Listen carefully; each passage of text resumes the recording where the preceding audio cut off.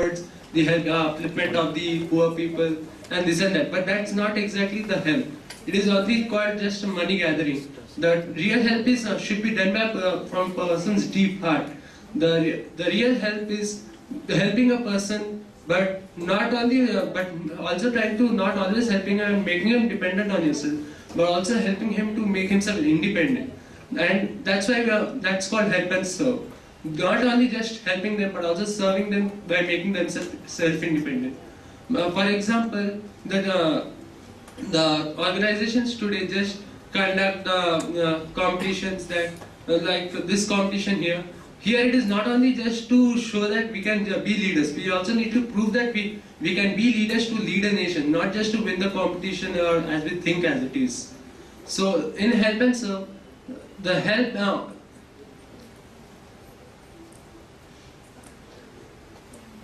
Today's world, we have been ravaged by many other kinds of problems such as the poverty, the social discrimination, and etc. So here we not only just need to help them, but by serving them by making them independent. For example, in the poverty-stricken areas, we not only need to. It is not important to provide them money, but it is important to provide them the education that they need to make themselves self-independent. As Swamiji had said, all the world's wealth cannot be enough to uplift one Indian village if they do not have the self-education and the motivation to do it. And for that, not only that, this help, we need to have every kind of help. Not only that, we have only education, but again, you need to have the motivation and confidence. For example, if you do not need to go against the tide, you need to have the confidence to go against it. Not only that, oh, I want to go against it, but there's no one supporting me, that's why, okay, I won't do it. That is what Swamiji had done. Even though he did not have any support at the starting, his father had encouraged him to go against the tides. So that is what his father had helped him, help and serve. He had made himself independent, so that he could do the upliftment of India. Thank you.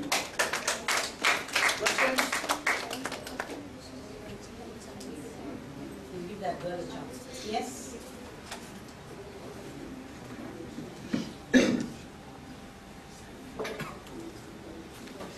This is a situation.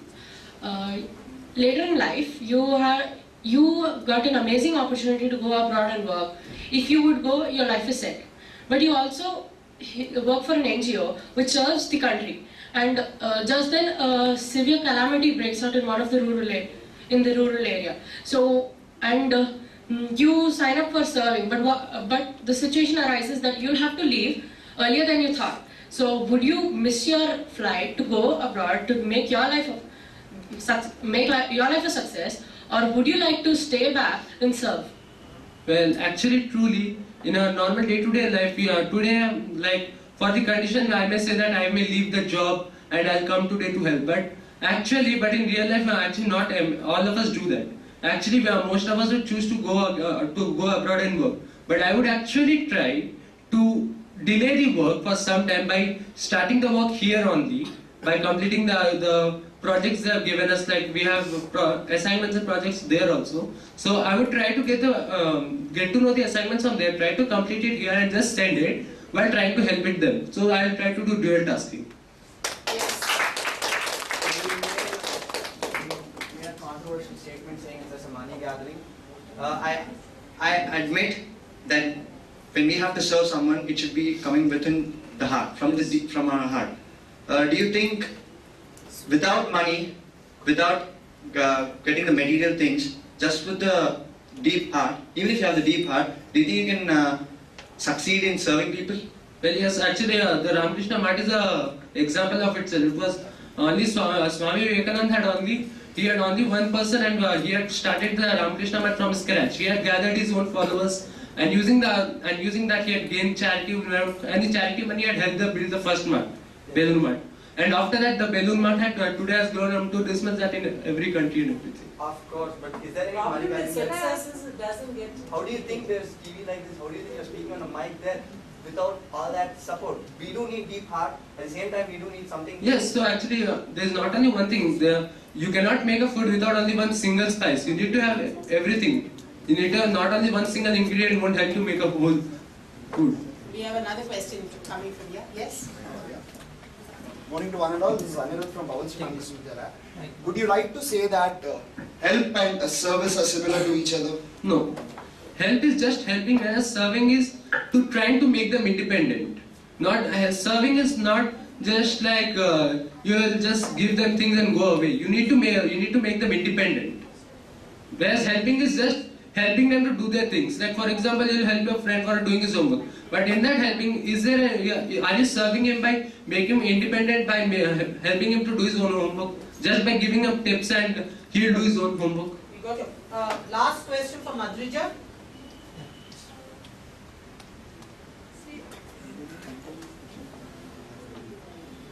Associated help with monetary help, right? So when Vivekananda ji made his mutt, how do you think he made it? He had to get money when he went to America. How do you think he went there? He had to collect the money from donations from people.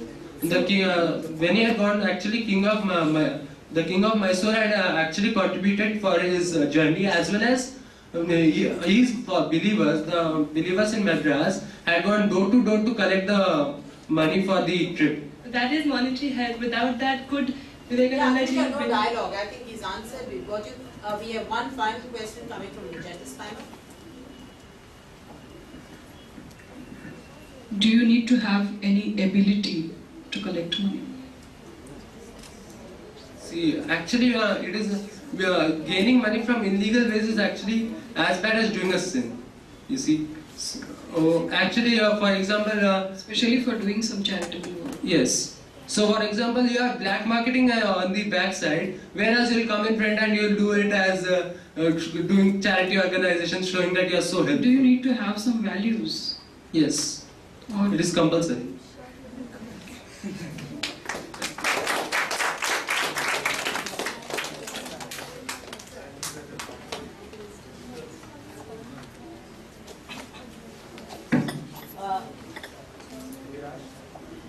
Yeah, we have Abhiraj Sinha.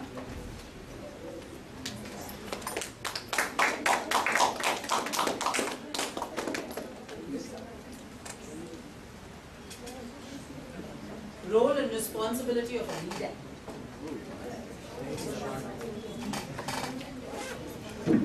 Good morning to everyone. I'm Abhiraj, and the topic that I've got today is the role and responsibility of a leader. What does a leader do exactly? He just doesn't tell people to do something and they follow. He guides them, he gives them direction. A leader should be like a burning flame in a dark room. But at the same time, since the leader has been given so much power, he should be responsible and know how to use that, not misuse it. A leader, his role is to believe in what he stands for. He should face adversity head on, not just, say someone put up a point and he doesn't agree to it, so he just goes hide behind a rock or somewhere. He should challenge himself at every step. He should know what he's doing. He should, as we just had the essay writing, he should have a good character, because only then can he differentiate what is wrong and what is right.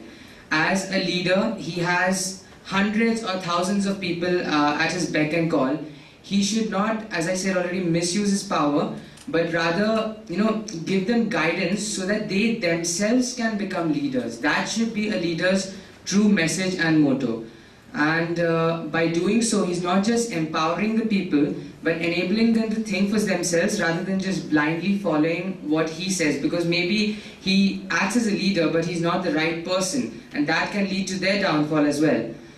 So I think these are the main qualities of a leader. A leader should also be kind, compassionate and understanding, because as Swamiji said, love and compassion are the most important aspects of a person. Only these can help him to actually understand the problems of his fellow people and then help them. So yes, being a leader is tough, but if we all try really hard, we can find the leader in ourselves. Thank you.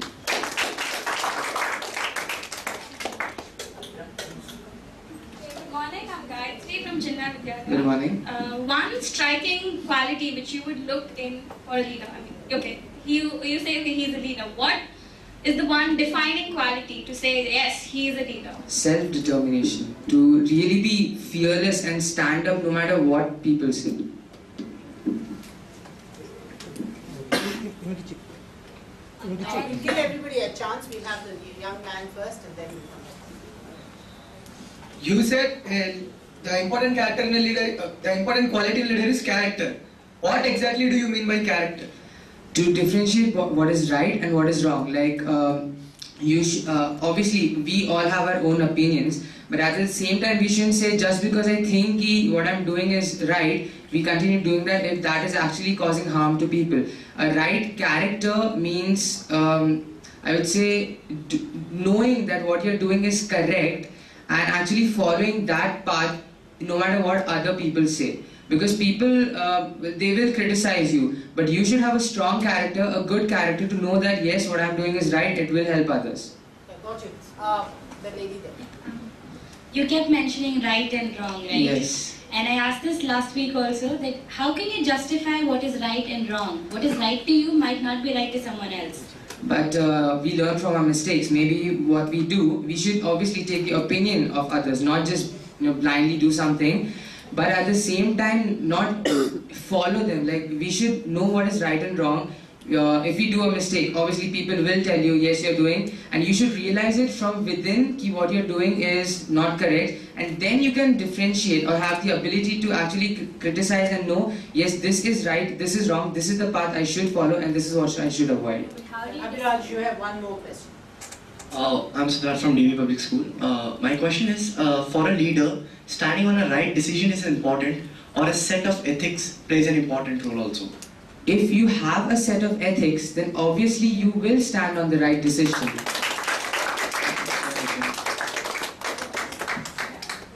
Thank you. Thank you.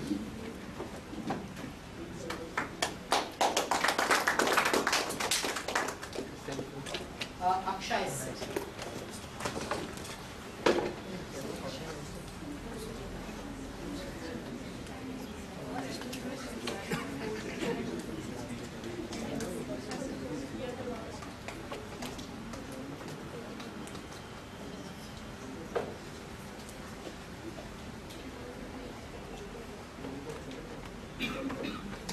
Moral for a leader. Moral for a leader. Namaste to everyone. Morale for a reader. Values play a most important role in explaining what a person's morale is. For example, if like we had a question in a questionnaire that if there's a girl who's hurt riding a cycle, what would you do? Go to the exam, just rush it because you're being late. Take her to the hospital, exam is not important. Give first aid to her. Put her into safe hands and then leave for your exam, or none of the above. I chose C. Why? Because my values told that if I can give up some help, my exam is also important because it has to decide my future, whether I'm going to the next level or not. But still, if I help that girl, I will get what I call is something respect. You see, so morale for a leader is very important. Without morale, even the set of ethics, what our friend was talking just before, would not work. So, therefore I conclude. Thank you very much. Are you ethical there or emotional? Actually both. You see, if I leave the girl there and go to my exam, I am guilty. I feel guilt, and I can't handle guilt very properly. And if it was a boy, you think it would make It wouldn't have made a difference. I would have done the same thing for them also. So that's discrimination, sir. Why a girl and a boy? Probably would have given less importance. No, I wouldn't. Yeah, actually, yeah, but still. But still, what if it's a small one?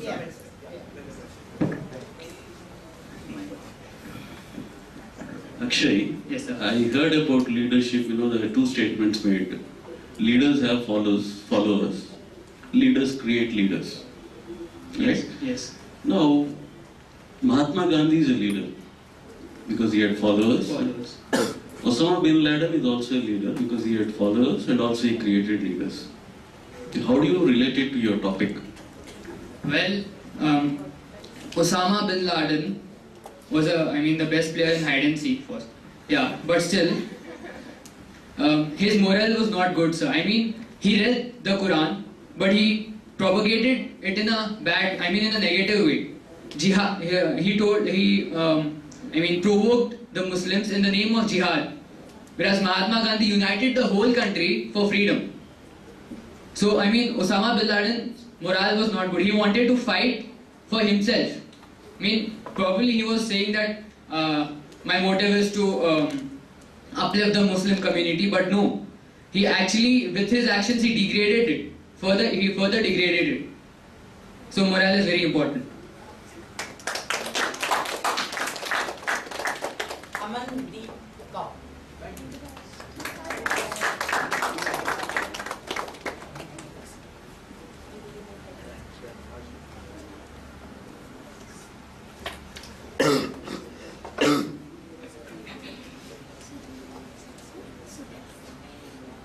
Determination.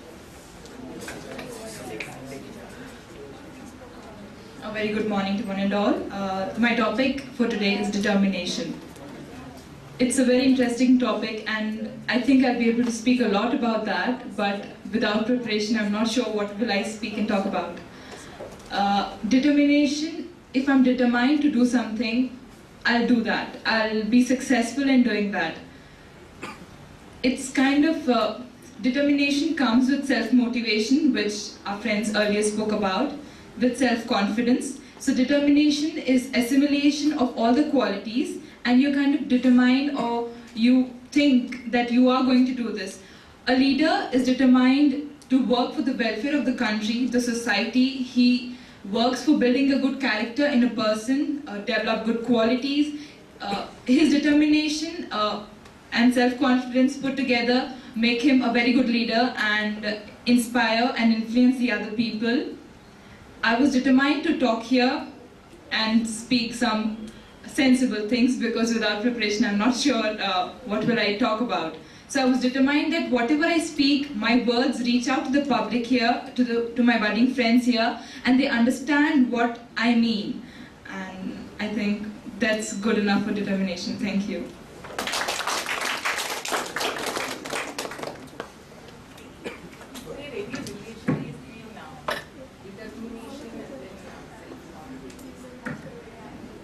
Yes, maybe not, like it might be very minute, but yes, there's a definite relationship. Self-confidence and determination. If I have the determination, that will bring in self-confidence in me. So if I'm determined to do something, I'll collect all my energy, my confidence and my thoughts, I'll assimilate all of them and I'll do that work. I'll see to it that the work is done in a proper manner. So I think that's how they're related. I'm Prateek from Obu Reddy. How do you draw a line of difference between determination and desperation? Determination and desperation, okay. Desperation is when you do something, you're just desperate doing that, you just have to do it kind of thing. And generally desperation could be in a negative manner, but determination, it's very likely that it is generally in a positive manner. So I think that's how I'll differentiate that. Yes. 1 minute. Let's see if there's anyone else. Yeah. According to you, what is the difference between self-motivation and determination? Self-motivation is how I collect all my energies to put something to do good, and determination is, it's more or less similar, I guess, but when I'm determined to do something, when I'm a leader and I'm determined to do something, I see to that whatever I do is a good thing, and for that I need self-motivation. So determination is a bigger word for self-motivation.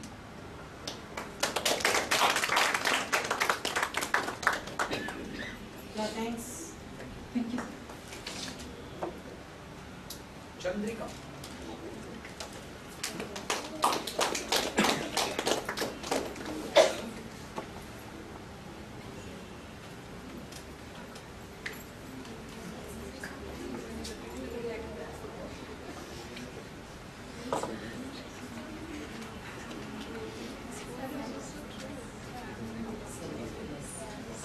selflessness.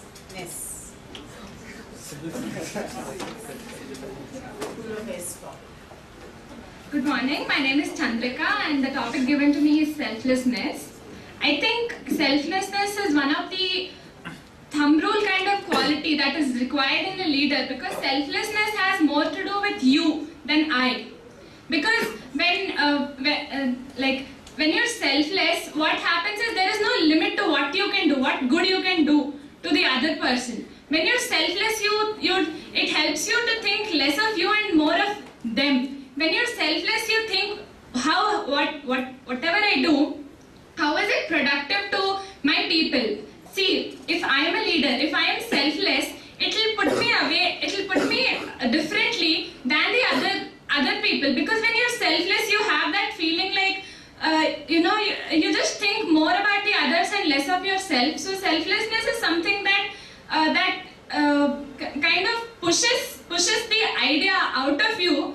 And also selflessness, I think selflessness works better as a team than when you're alone. Because when you're selfless about something, I think selflessness also would give a better result when it's combined with determination. Because see, you can't just say that I'm selfless because I'm a leader. It should be more like I'm a leader because I am selfless. And selflessness, I think it is something that has to come from within. You cannot learn it from people or something. I mean, you can, because nothing is impossible, but it's when you're selfless, when you have it inbuilt, when you're selfless from the within, it would probably fetch you better results than when you learn selflessness from something. And I think I would say that selflessness is something that it's a very important thing that you would need in a leader, because a leader is all about the crowd, that the group that you maintain. So it's a teamwork sort of thing. So yeah, selflessness is a very important quality that a leader must have to not only be a leader but a good leader. Thank you. Should one be selfless to a group or should one be selfless to a team? I think one should be selfless to oneself first, and then because only when you're selfless to yourself, you can think about the others. How is it different from self-sacrifice? I think there's a very thin line between self-sacrifice and selflessness, because only when you're selfless, you really don't care. Even if a sacrifice wouldn't mean a sacrifice to you if you're actually very selfless on yourself. So I think there's a very thin line between selflessness and self-sacrifice.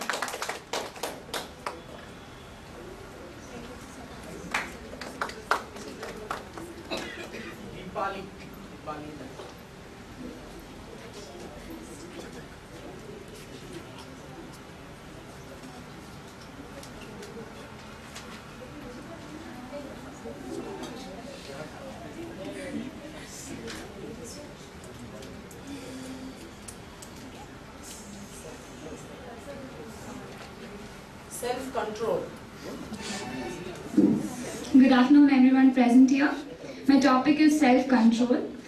Again, like self-motivation and other topics, self-confidence, what my friends have talked about. Self-control is again a quality of leader. Control is when I control myself from all those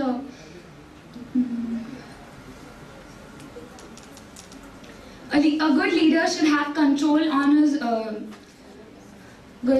desires. Like everyone sitting here wants new cell phones and new like iPod and something. But a good leader should have control on desires, what he wants, and serve the people and its people.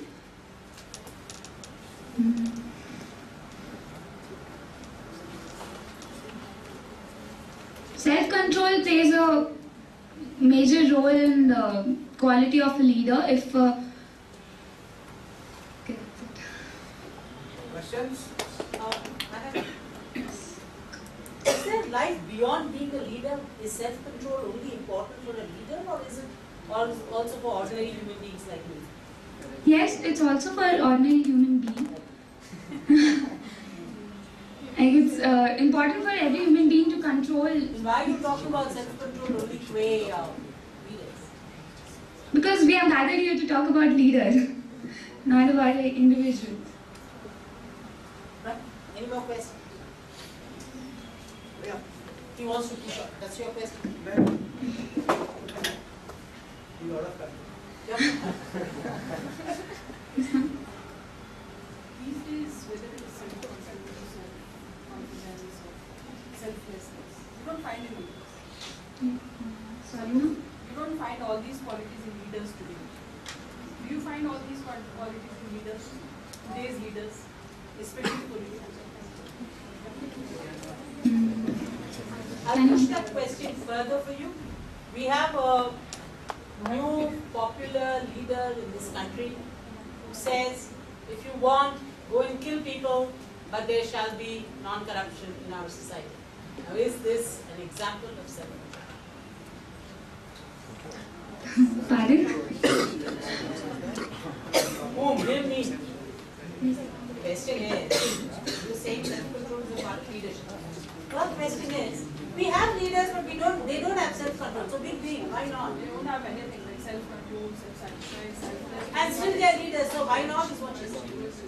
Actually, to be very frank, today's leaders are corrupted. They think about themselves rather than benefiting the country or their leading. They're just making money and filling their pockets, but they're not thinking welfare of other people. They're not thinking in one day millions of people are dying due to hunger and. So they're all big time Benz cars without brakes. Is that what you're trying to say? Yes, sir. There is something about control. What do you understand? Control is to. Two lines. What do you mean by control? You keep hearing this control yourself, control, you need control there, you need control here. What do you understand by that? Like, control means to put an end to. Put an end? Not put an end, just limit. Limitedness. Very good. One of the many Aishwaryas, DKV Aishwarya. Your DKV Aishwarya. Ishwar Aditya Kumar.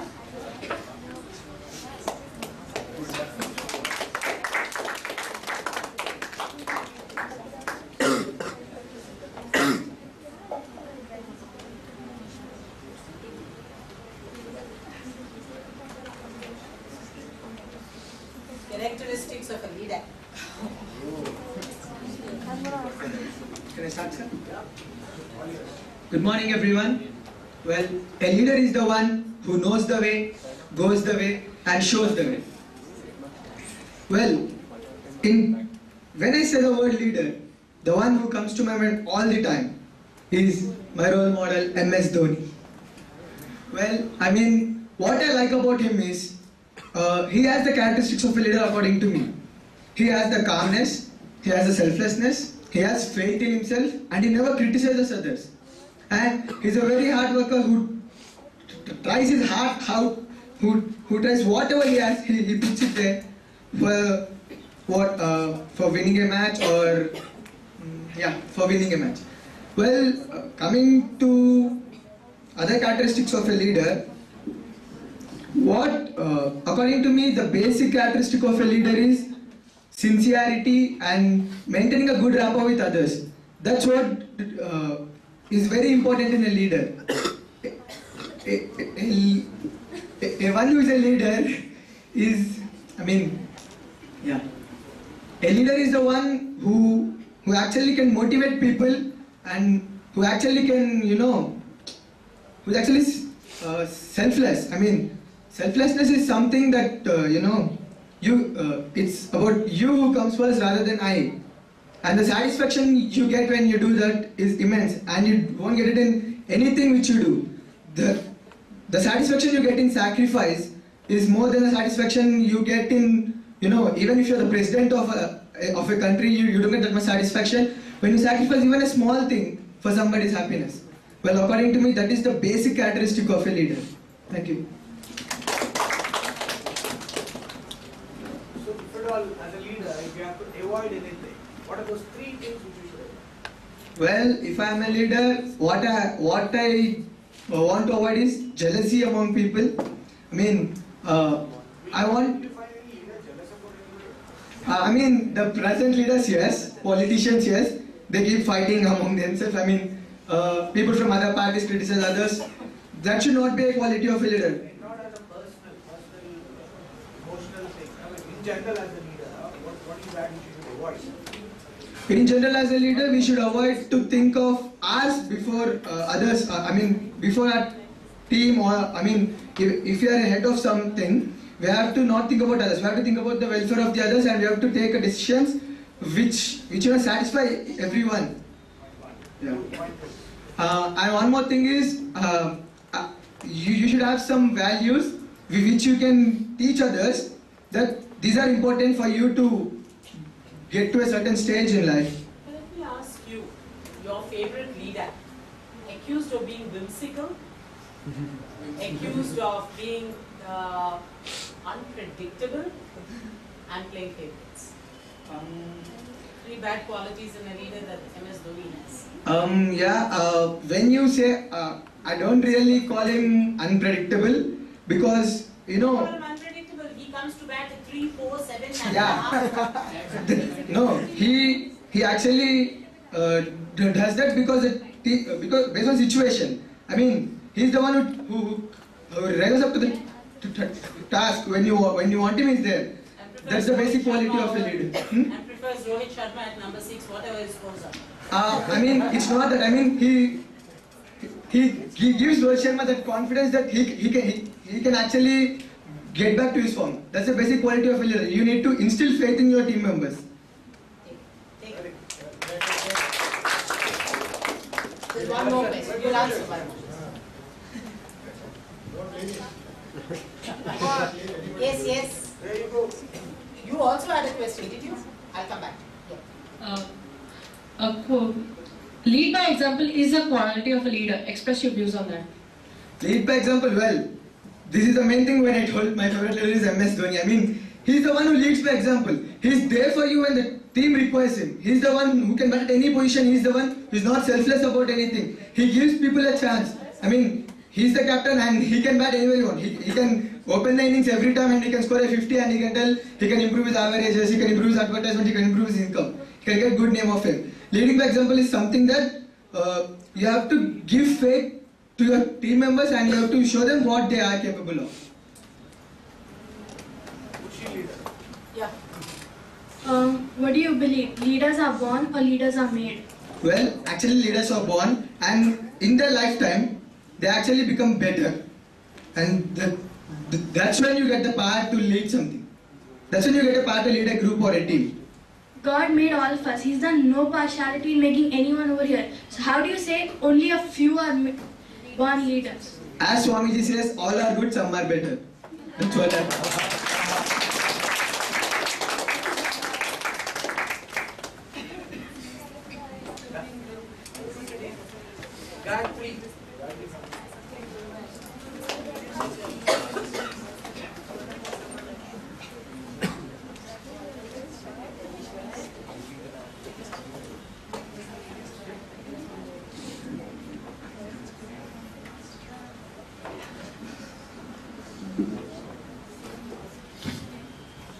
Greetings to one and all in Hari Om. I'm Gayatri from Chinmaya Vidyalaya. The topic is self-mastery. Well, friends, mastering. What do you think is mastering? You know, when you're good at it, when you know, yes, this is the thing. When you're good at that art, you call yourself master. Self-mastery. When you know yourself, when you know what you are, when you know what you are, when you know yourself, that is mastering what is mastering yourself? Basically, it's just, you need to know what you exactly are, what you want. You have everything determined. So and so, yes, that is the goal. Determine yourself. Your life has to be, organized. When you organize yourself, when you, work, like say, plan your work and work your plan. When you do that, you're mastering yourself. Mastering yourself self does not stagnate you. Okay, you have achieved something, yes, that's there, you're not stagnant. It's always you need more, more and more. So, mastering yourself is always bettering your own self. Thank you.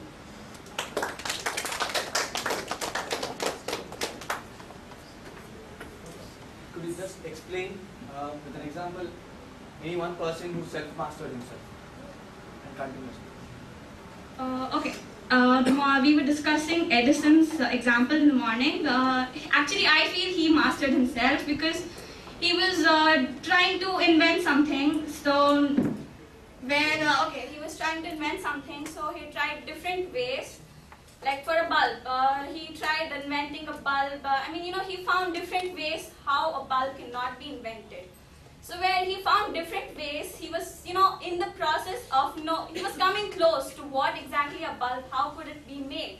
So there he's mastering himself, he's slowly coming to the point.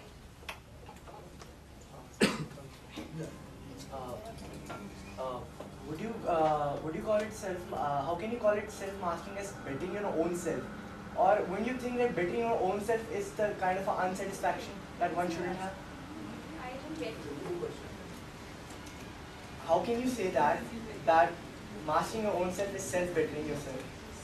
Because self-betting is, won't you call self-betting as an unsatisfactory state in yourself? Okay, well, self-bettering is self-improvement. You're improving yourself at every stage. Improving yourself to become good, better. You're improving yourself for this, okay, if this is where you stand. That is your goal. You're improving every stage to go there. You're mastering yourself. Slowly you're exploring your own self. To just reach there, you're improving your own self. You're bettering yourself.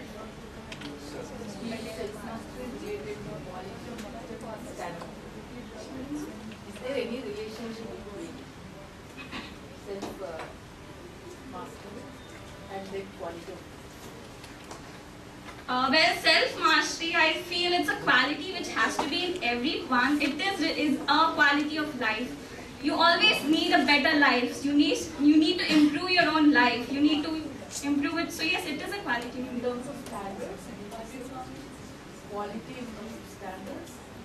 Or Yes. Standards. You need to, you always need better. Give me more. Better. So yeah. more in the sense?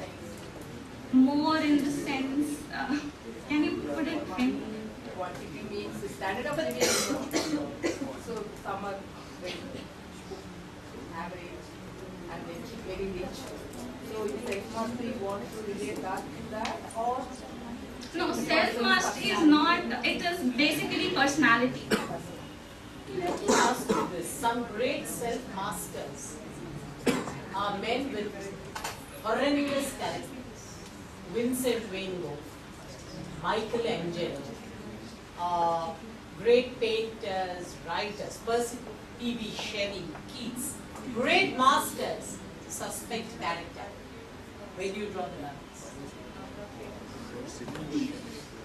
Okay, well, they're all good. They are great masters. I don't know few of them, but then yeah. I don't know any one of them. I'm just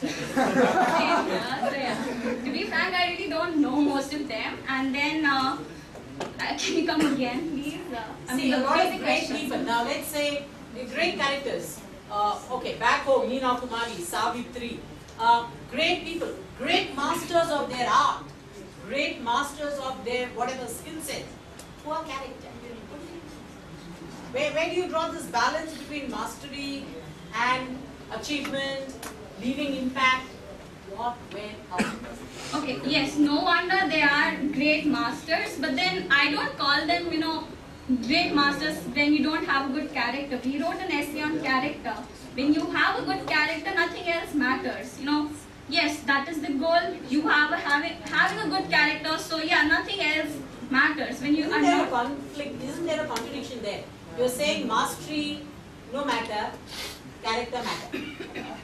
I said. Okay, fine, I got it. Okay, no, well, I would like to complete what I was saying. Character is very important. With a good character, mastering yourself. Character is the first basic thing where, when you have completed that, yes, you are beginning to master yourself. Thank you. Discipline. That's what we What is that? I'm trying to help you. Fine. Harini? I had a question. Wait. I had a question. Wait. Go ahead. Go ahead. One more question. Well, the process of leadership, self-mastery, is there a chance that you miss out on the self and start putting the I before the we in the process of self-mastery? No. Here, self-mastery, we all say we need to bring the change and all, it is within and all. So first, it always begins with an I. Master yourself, then start preaching. There's a saying that says, practice what you preach. I believe, preach what you practice. You said mastering ourselves makes us better and better, right? Doesn't that kind of makes us obsessed with perfection? See, perfection is what everybody longs for. We're not obsessed with perfection, but then, who wouldn't want to be perfect? Yes, but isn't... No dialogue, please. I think we've got the question and the answer. Thank you very much, Harini. We are moving towards Harini from Gayatri.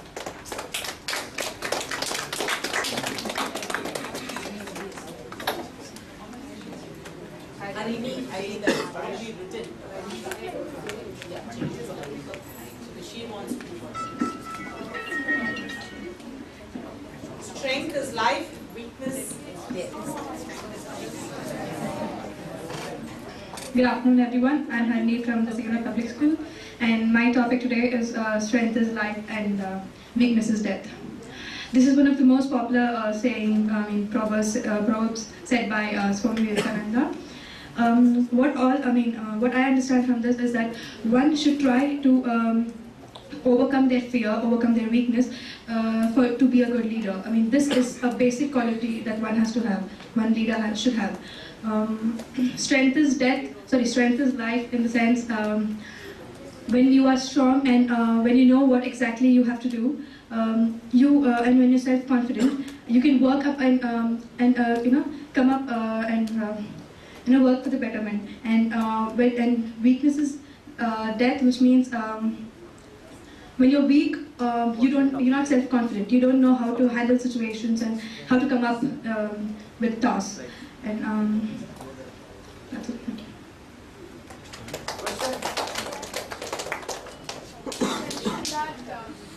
We need to overcome our fears. So how do you think, can you give some measures or ways in which you can overcome fears? Telling ourselves that yes, I can do it, keep motivating yourself like the rest of your self-motivation and self-confident. You should be self-confident. So the weakness mentioned here, is it the physical weakness you mentioned, or does it have a deeper meaning to it? I feel it's mentally, than physically. Okay, I have this. Strength is life. Yeah. Weakness is death. Yes. Both are inevitable. Fine. Both are inevitable.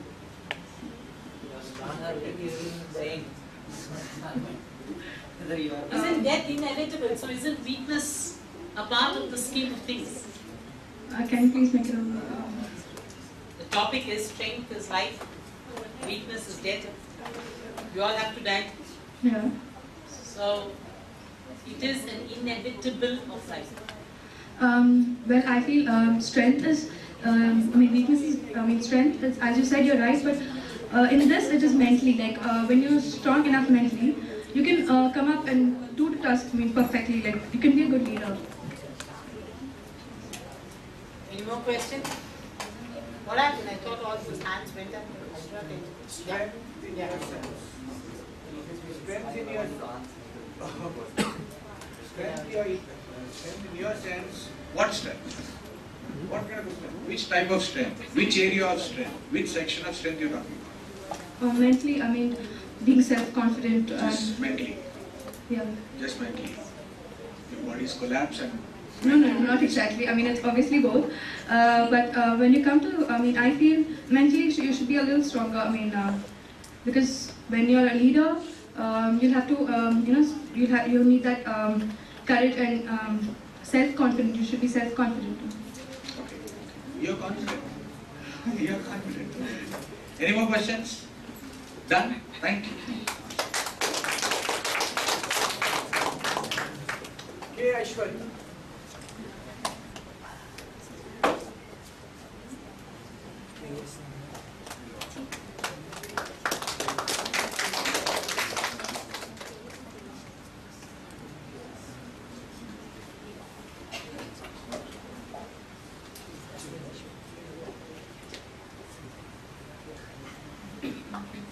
positive thinking.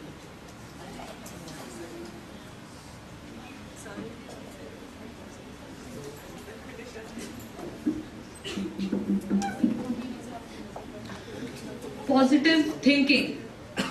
Okay, when I say this word positive thinking, I'm overwhelmed with thoughts. What do you think? When exactly do you think? When you see something, when you see things going around you the way they are, then you think. You think, and why exactly do you think? You think because you have to think. I mean, when you see something going around you in the society, any good thing or any bad thing, then you think as to how do you change the thing, or whether first there is a moral conscience within you, whether you decide whether it's a good thing or a bad thing, and then you think as to how can I be a part of it. That is thinking. And when I say positive thinking, it means thinking in a direction which first it should uplift you. First, it should make you believe that what you do is right, and then you should work for the masses. So when I say positive thinking is all about having faith in yourself, and then thinking faith in yourself, and also trying to instill the faith in others to create a change, to make a change in the society, or to make a difference. So thinking, I don't think we should limit only ourselves to thinking, because if people were around us, if they would have been just thinking, I don't think any huge revolution or India wouldn't have gained freedom. So I think more than thinking, we should do what you're thinking, because thinking is something which happens on an armchair, but doing always happens on your feet. So I don't think we should not always think what to do, instead we should do what we are thinking. And because it's very important for us to first think and then think positive, and after thinking positive, I think we should make the right decision, and then we should go forward and we should create a change. Like doing something, like thinking, positive thinking, effective thinking should always precede doing something. And positive thinking, and yeah, I would like to illustrate this with an example. Whenever you score low marks in an exam or something like that, then I think you should be positive. You should, then of course your morale is all low, then you think that, oh my god, what am I going to do in the future? But then, okay, that should all be momentary. I think it should be immediately followed by a thought that I'll do better next time, which is a positive thought, and I think it will pave way to success. And in the future, after you think positively, I think you should start working towards your goal. You should start working in the right direction. Like next exam, you want to score good marks. And I think if all these things, as I said, if they precede one after the other, I think we will gain success in whatever we do.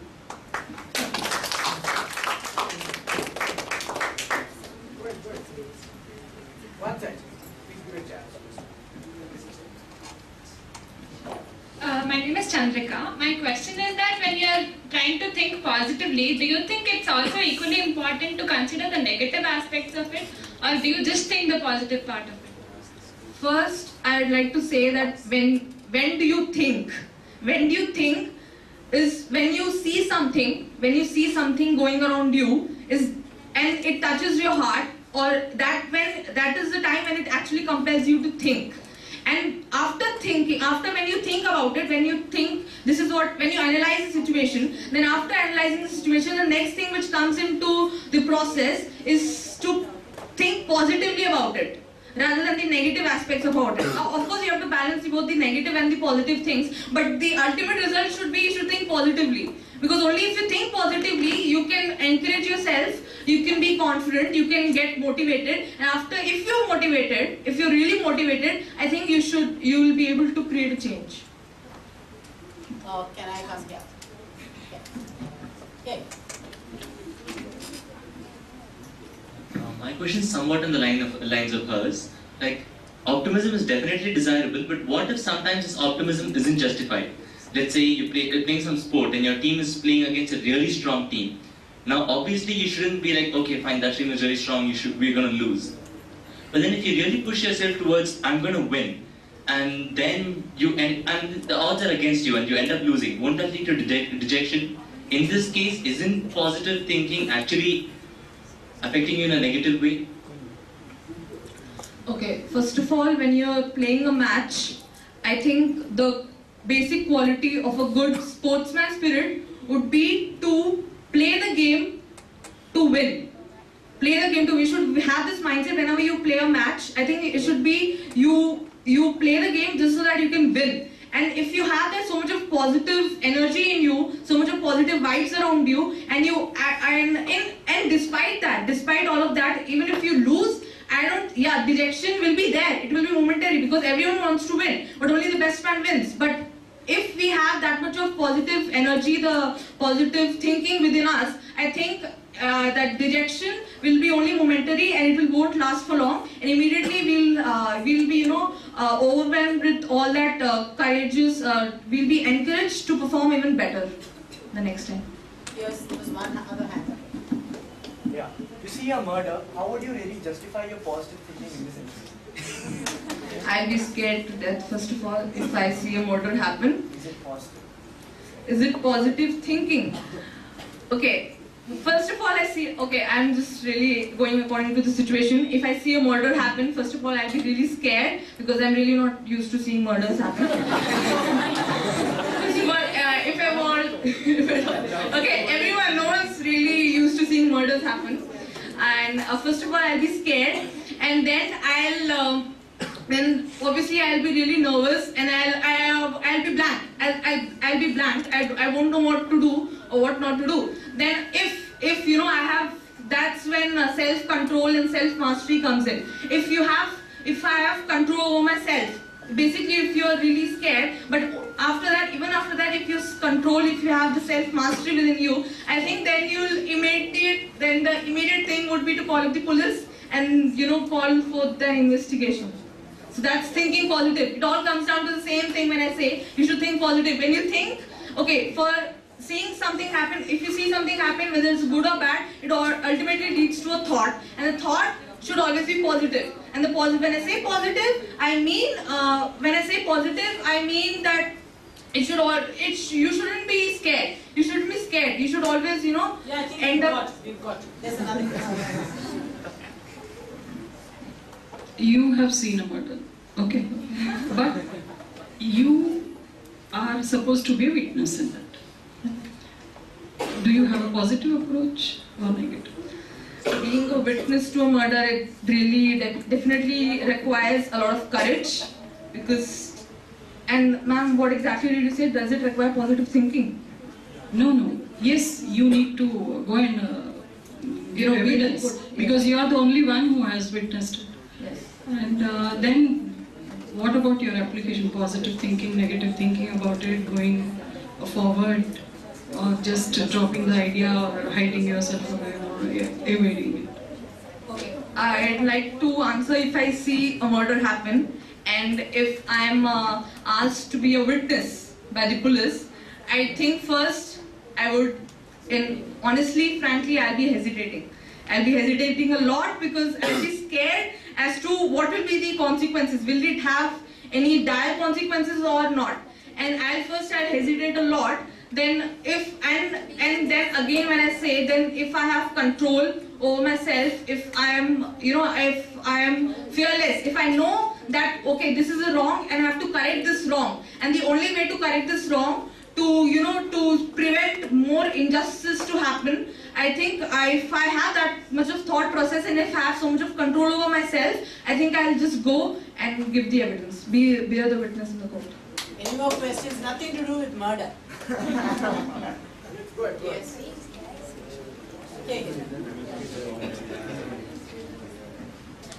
Well, do you think positive thinking applies to all the circumstances, every circumstances you face? Do you think it applies everywhere? Thinking applies everywhere. Positive thinking is according to the situation, according to each and every situation. But positive thinking, many less people, they think positively. Like, I'd like to say something about myself. Is that okay? 21st of December 2011, like the last year, I lost my brother. So what happened was that I was really, my whole family, they were all devastated.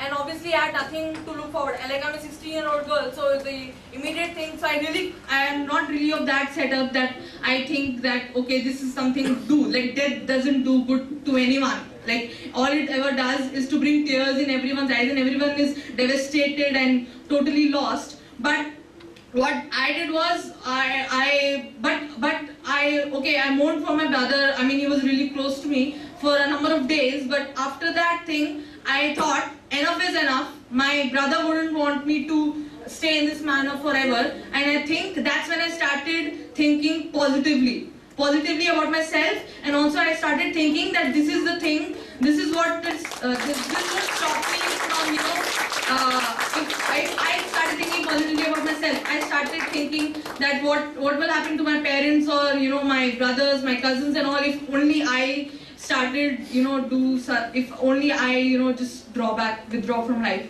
So that's when positive thinking comes in. Thank you, Aishwarya, and on behalf of everyone here, we shared our brief, and you all pray that you get the strength that's required for all.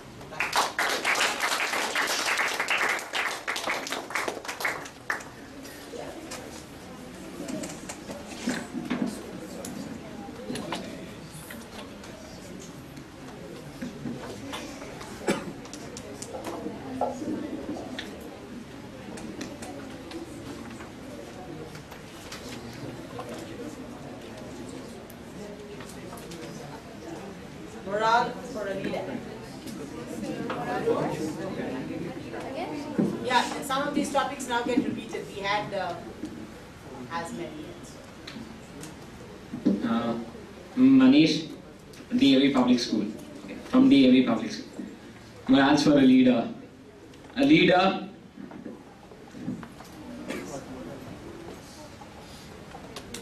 is someone who cares for others, who considers everyone has his own family. He doesn't have a specific family like brother, sister, something. He considers everyone as his own family. This is the first moral. Like, he should not show partiality towards anyone that, oh yeah, you're my childhood friend, I would give that to you. Oh yeah, I don't know who you are and stuff. He should consider everyone as your own family. No, there shouldn't be any kind of partiality or any of that sort of feeling. And then other thing. No, he should care for others.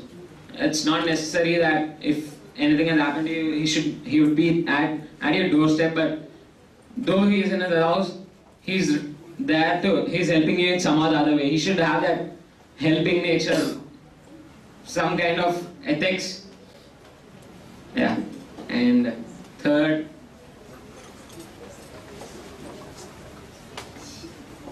I don't think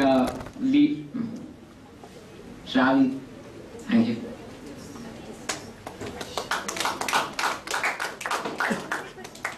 Questions? Yes. You spoke about the morals required in a leader, whereas I think the topic was regarding the morale. I mean, do you think they're interconnected, or was it like... I just deviated. Yeah, I'm telling you on my own, I deviated. Okay, suppose I give you another 3 minutes. Are you willing to talk on moral? Yes.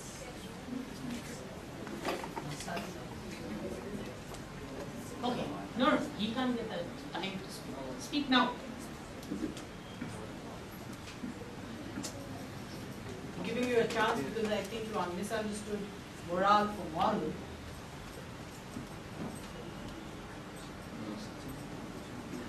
Any other questions? Okay, thank you. Don't take one.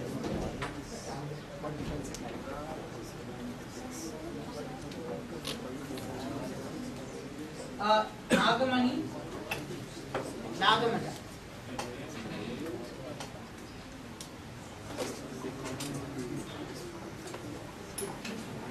Irregular markers.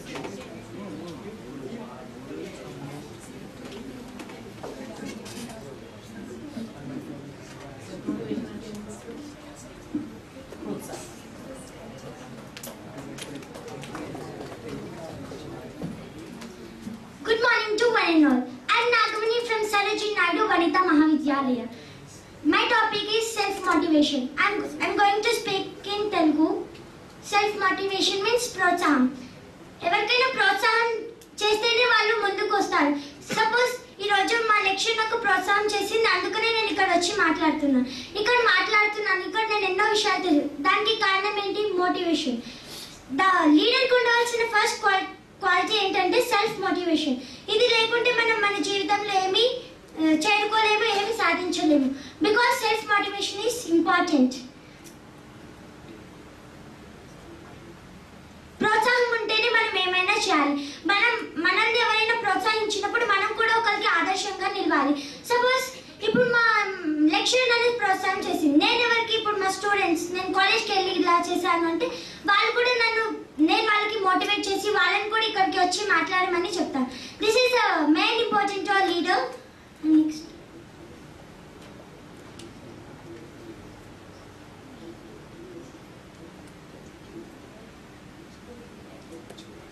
ప్రోత్సాహం. ఇప్పుడు ఎవరైనా ఇప్పుడు భయపడుతున్నారు stage మీద వెళ్ళడానికి మాట్లాడాలి, వాళ్ళకి మనం ఎంకరేజ్ చేయాలి. Like you can do anything and everything, never say no, never say I cannot, like that.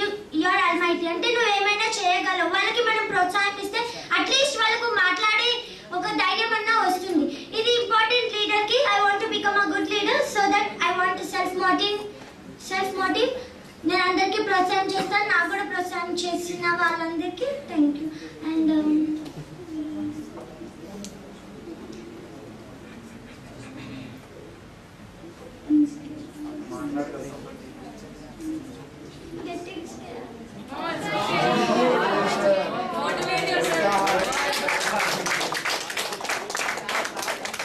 ప్రోత్సాహం చాలా important.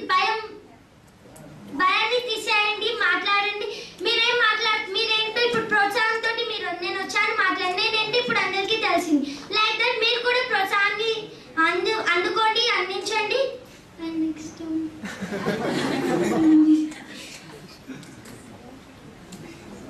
Time aయింది. You can ask questions. You can ask questions. I will tell answers. మీరు అందరినీ భయపడొద్దు అని అందరికి చెప్పేసి మీరు ఎందుకు భయపడుతున్నారు? నేను భయపడతలేదు. దట్ ఈస్ అంటే స్పాంటేనియస్ కదా అని కొంచెం ఆ భయాన్ని తీసేసి దాన్ని స్టేజ్ మీద వచ్చి స్టూడెంట్స్ చెప్తున్నారు కదా వేరే వాళ్ళు, అప్పుడు నాకు చాలా భయం వేసింది. బట్ స్టేజ్ మీద వచ్చాక అది పోయింది. బట్ మాటలు స్పాంటేనియస్ కదా అంతా చెప్తూ ఉంటే మిడిల్లో అది వచ్చేస్తుంది. దాన్ని తీసివేయడానికి నేను మాట్లాడాను.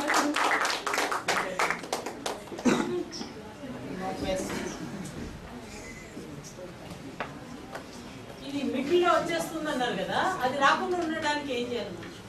Self motivation.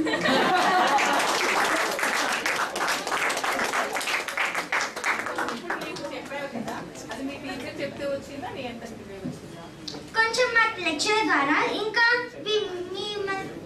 ఇక్కడ స్టూడెంట్స్ ని చూసి మా అలెక్సీ సార్ చెప్పారు కదా, all are better, all are good, some are better. అందులో నేను గుడ్ గా ఉండాలి కానీ అంటే లీడర్ బాగున్నాయినా కదా, నేను కూడా ఒక లీడర్. సెల్ఫ్ మోటివేషన్ నా నుండి నాకే వచ్చింది. ఇప్పుడు ఇంతవరకు వచ్చిన తర్వాత నెక్స్ట్ ఫేజ్ ఎప్పుడైనా ఛాన్స్ వస్తే do you think you can improve better? You are getting inspiration from this. I can improve. First round లో నేను ఇంత లేకుండే, బట్ స్టేజెస్ ఎక్కువ అవుతుండగా నాకు ధైర్యం మీన్స్ ఫియర్లెస్ లేదు అసలు. Self motivation, self confidence, encouragement ఇవన్నీ నాలో ఇంప్రూవ్ అయింది బికాస్ ఆఫ్ దిస్ రామకృష్ణ మట్ this competition. Just challenge what ever it may be, very think positive. Okay, thank you very much.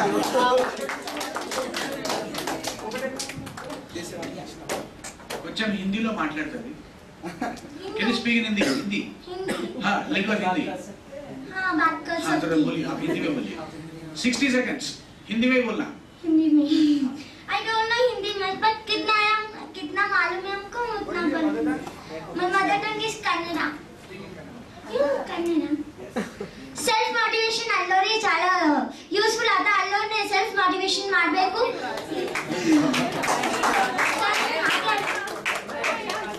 Thank you. Navita.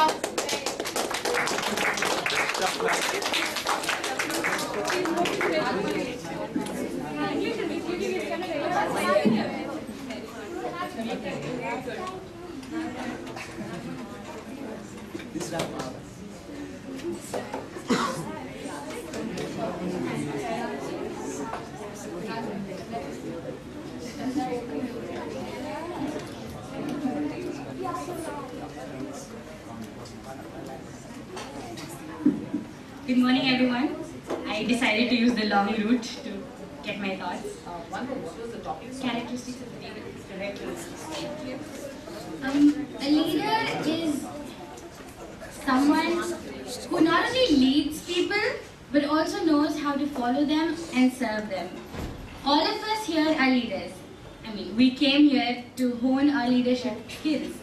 So pretty much we're leaders, we just need polishing. So I'm pretty sure that all of us know what the characteristics of a leader are. A leader, as I said, needs to lead from the front. But at the same time, if needed, he should know to stay back and be the last one to get out. A person, I believe, that a leader needs to be responsible and needs to take responsibility of his actions, irrespective of the consequences. Because even in my essay, I mentioned that changing terminology doesn't change your actions, it merely justifies them. And justifying yourself doesn't exactly make you a great leader. It just shows that you're weak. You're not able to accept your mistake. You don't have the courage to stand up for yourself, and that is not desirable in a leader. A leader is someone, according to me, who is heard, but at the same time makes sure that the others are also heard. Someone who does not advise, but he discusses. Someone who does not push, but makes sure that he stands along with his comrade in the fighting line, in the line of fire. And a leader is someone who we can look up to. I mean, if a person, and as we mentioned in the essay also, you need a good character to become a leader.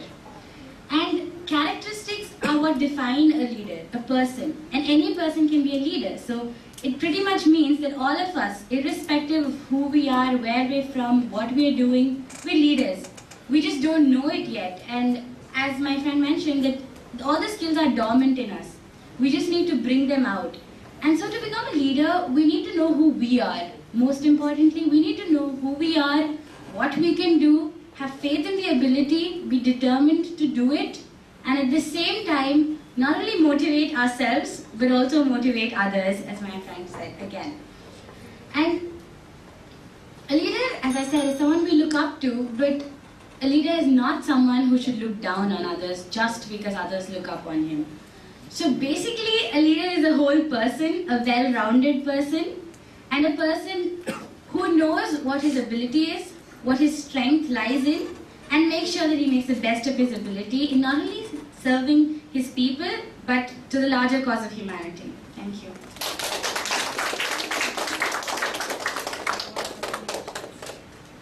Your questions. Hey, this leader of yours is too picture perfect to be true. What's the problem? So the problem is that I'm not being realistic. Everybody went through this place on the dais. You selected to go from there. Why?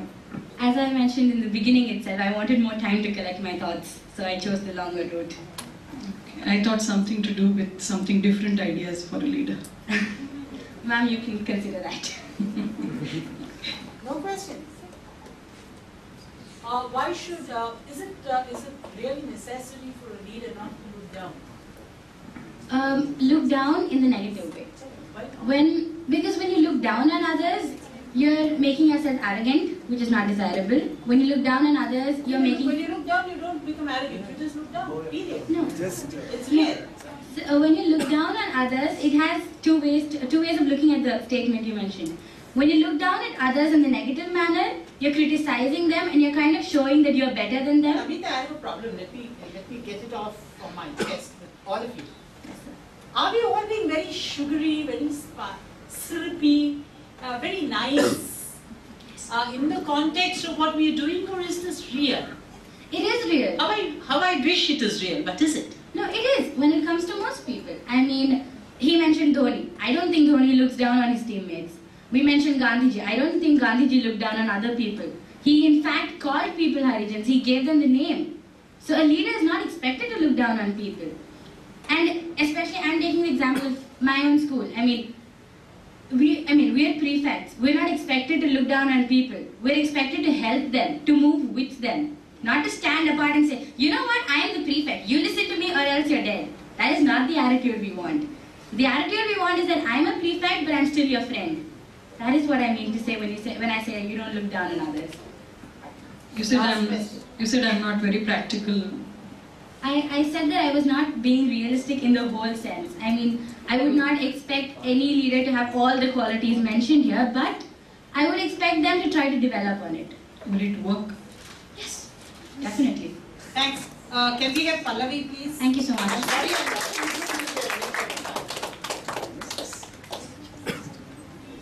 And I'm sure all of you agree punctuality is a part of good leadership.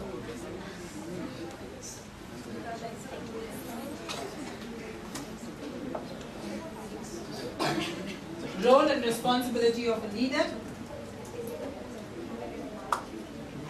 You are Pallavi, right? 1 minute. I missed out.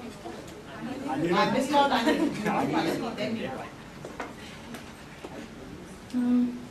Namaste, I'm Pallavi from Meridian School and my topic is role and responsibility of a leader.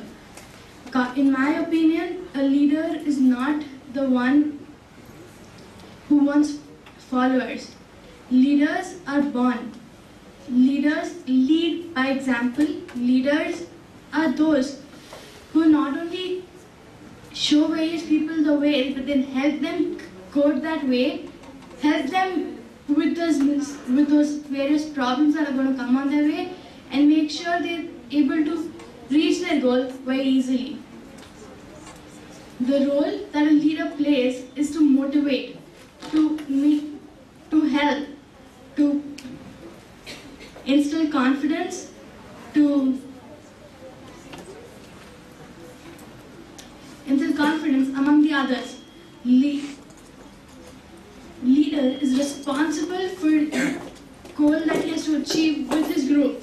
He shouldn't be the one saying it was his responsibility to get that task completed, and he's not done it, and that's why I am not responsible and he's responsible for it.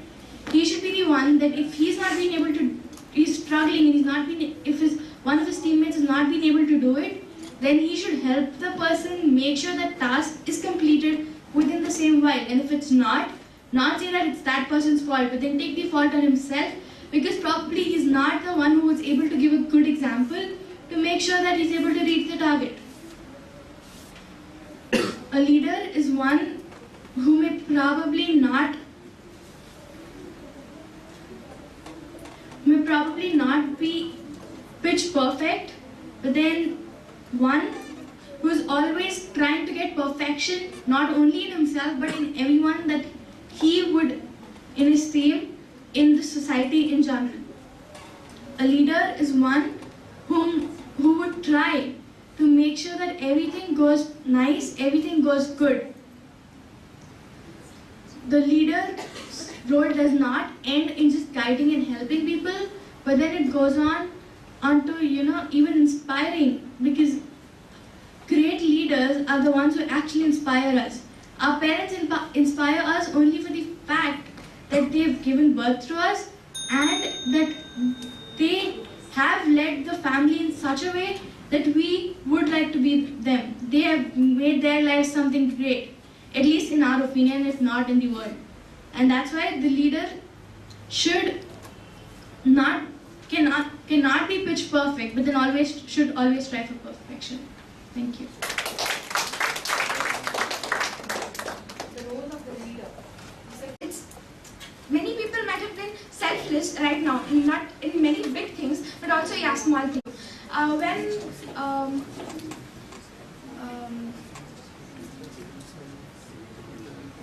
It's not compulsory that a leader has to be selfless all the time. It's not not compulsory for him to be selfless all the time, because maybe in some situation what he has anybody. Are you suggesting he needs to be selfless only when the media is up?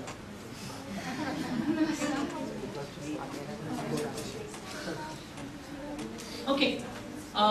Selflessness. There's this very famous writer who said man's ego is the fountainhead of all human progress.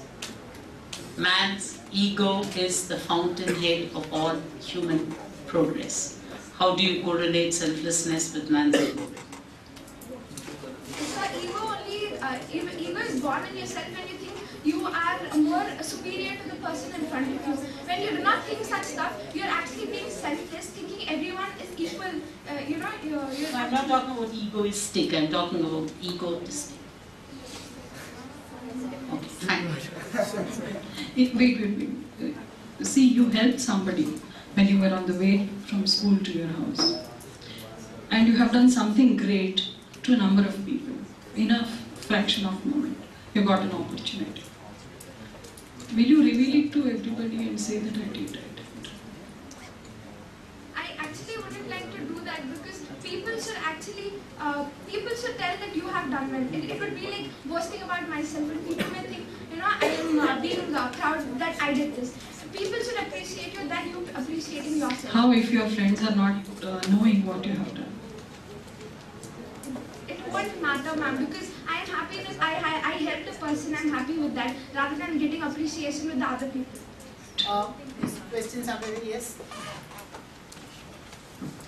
Shoot, we can hear you without the mic. Coming to your chocolate example, you give your chocolate to the small kid because you love the kid more than the chocolate, right? Where is the point of sacrifice in that? She did. She said she doesn't know the child. She's sympathetic towards an unknown child to whom she gave a chocolate. Okay.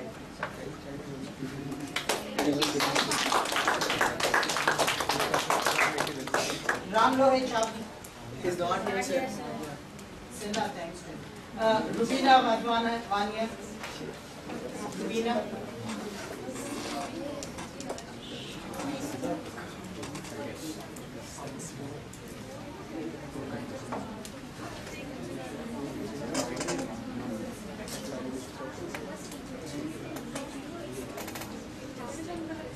Self-control.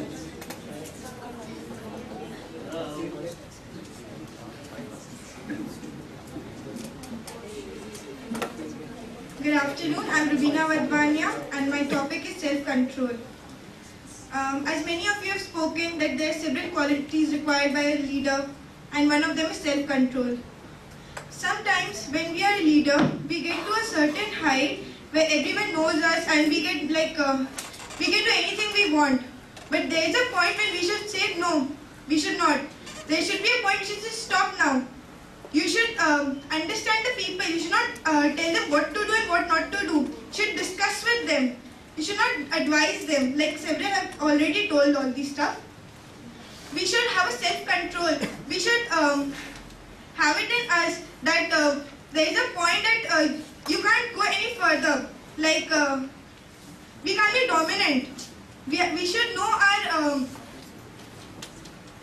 we should know how to balance both the things. Like we should not be egoistic.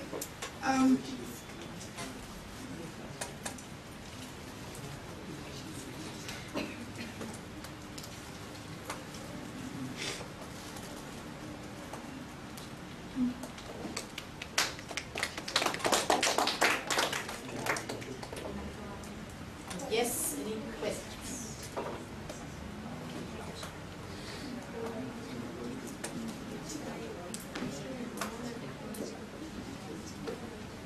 No questions?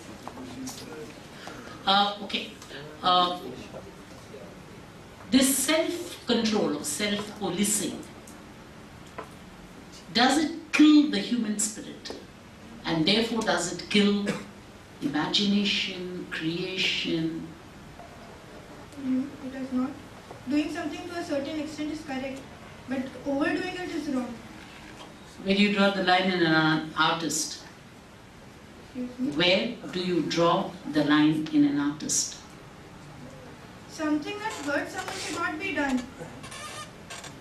Doing it to a certain extent is correct, but if something is hurting someone, it is against someone's belief, it's against something, you should not do it.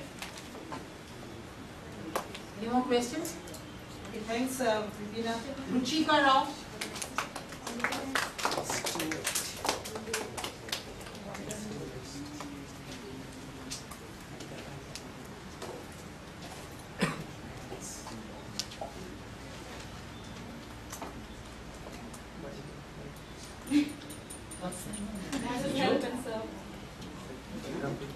What is help and serve? Hi everyone, I'm Ruchika Rao and my topic is help and serve. What is help and serve? So I'd like to start off by saying helping, as one of my friends here said, helping is something that you do to a friend or like helping them with the homework. That's what you do. If they're suffering from illness and they didn't come to school, and you go give them their note, you go give them notebooks for completion of their lost homework or whatever they didn't complete. That is helping. Serving is doing something. I mean, trying to uplift the conditions of someone who is not as he's not as fortunate as you. So serving would actually be trying to help someone who is not as fortunate as you. I'm sorry, I'm not exactly able to speak on this topic. Do you need help from somebody or you need service from somebody? I need help. Actually, I need motivation and a lot of creativity to think about this topic. You were accompanying all those village students the other day. Yeah, Wednesday. Yes. What is your idea about that? Please elaborate. If you can. Okay, so we had children from Mudvin, that is in Mehboob Nagar. Our school has adopted around 11 schools. So what we are trying to do is every August we bring them in and we try to educate them, let them stay in the school for around 4 days. And some of us have volunteered, me and Pallavi have volunteered for that. So what we were trying to do is, in these 4 days we were trying to teach them English. Okay, so we were trying to encourage them to speak English. They already know words, but they're not able to have enough confidence to speak about it. They're not able to frame sentences and speak confidently. So what we were trying to do is, we were trying to have different programs going on with them, where people speak in English and all. And the first day when they came, we brought them here to Ramakrishna Math at around 4 o'clock, 5. And Swamiji spoke about leadership and how we should instill good qualities in ourselves and and have good character. So I think the reason why I volunteered for that event was that there are kids who are almost our age and they're not so fortunate. So I guess what we're trying to do is we're not like born with choice. Some of us are more fortunate than the others. We're not born to rich or poor people by choice. So what we have to do is, the logic is that some people are not as fortunate as others. We have to help them, that's all. So you mean to say that you were helping them and not serving them? I was helping them because English is something that everyone needs to know, right? I don't know, but okay, fine. Thank you very much. Window to the world. Siddharth.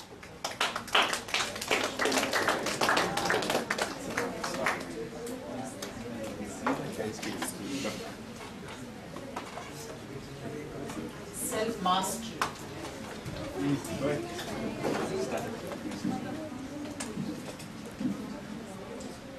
Good morning, everyone. 2 words that defines a leader.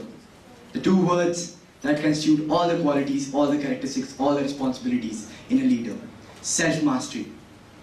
Ladies and gentlemen, we speak of the perfection. We speak of the saints, the sagacious saints. And yes, what they have attained is the self-mastery. The human soul is a kind of having a phenomena of alluring towards the objects, of having the goals trapping themselves in the cobwebs and achieving more and more things, they get so envious of each other, and then there is not a self-mastery, there is not controlling of the thoughts. That is what the self-mastery speaks about. A leader should know that where is to put the focus, where I'm going to be determined, where I need a sympathy, I need empathy, where I need to be philanthropic. That is called self-mastery, molding yourselves. And leader should have this. And when a human being attains this self-mastery thing, this perfection, we can call him a leader. Because some kind of molding is not such an easy task.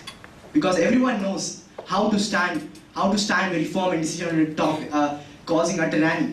But because this soul is so kind of is having such kind of a phenomena where it dominates other things. But self-mastery, that constitute all the things which teaches you actually that yes, there is the need, and where is the need, I should commit my deed. That is what the self-mastery is all about. Thank you very much.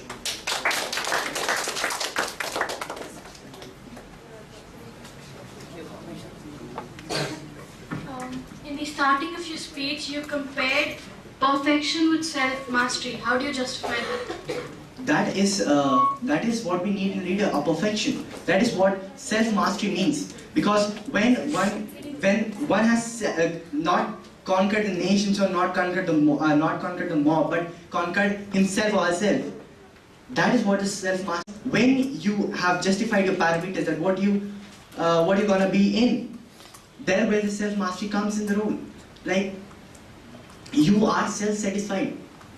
And when this self-satisfaction comes, perfection comes. That's how they are related.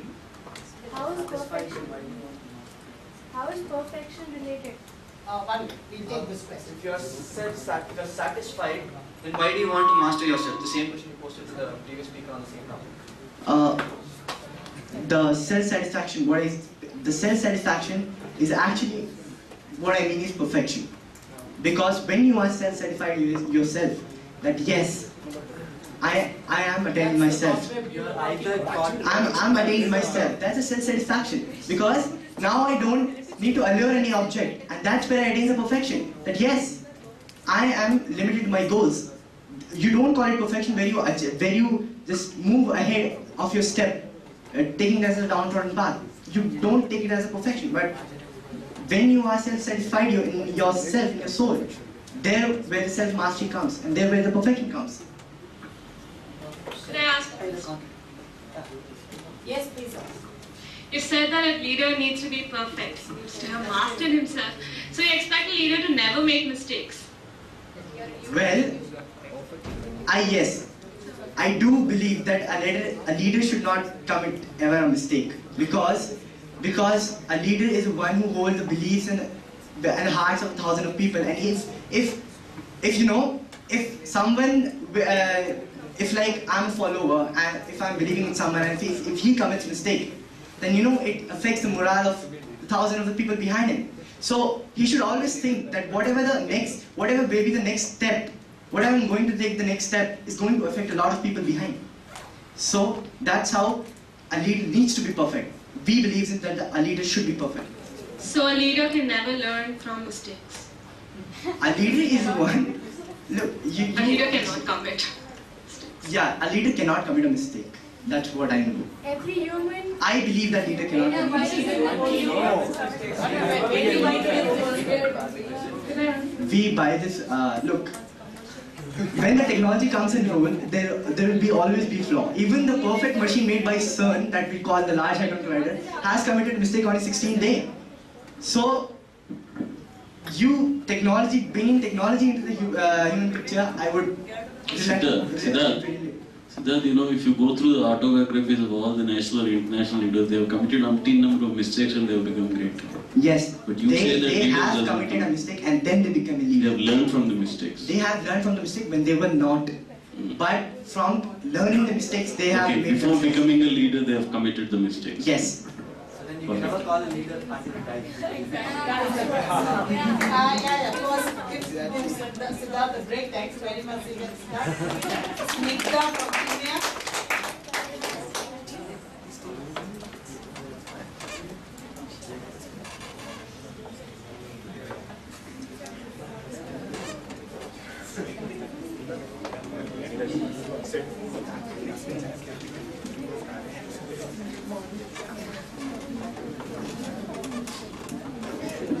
Determination.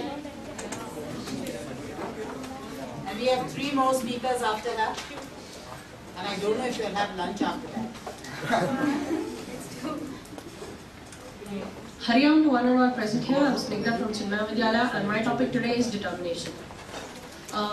Determination is very much required for achieving anything. Unless you are determined, you cannot achieve anything, you cannot do anything. Only when you are determined can you do a particular thing. You need that, I could say that determination is a prerequisite for doing anything.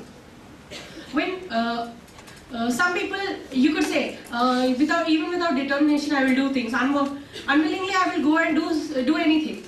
But you won't do it with your whole heart, you won't do it for the whole, you won't do it completely, you won't do it to the fullest, to your maximum capacity. But when you are determined, whatever you do, you will do it to your level best. You will do it as best as you can, better than anything. So, determination is required for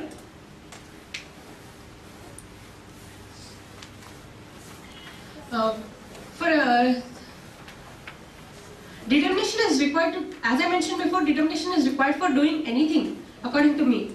And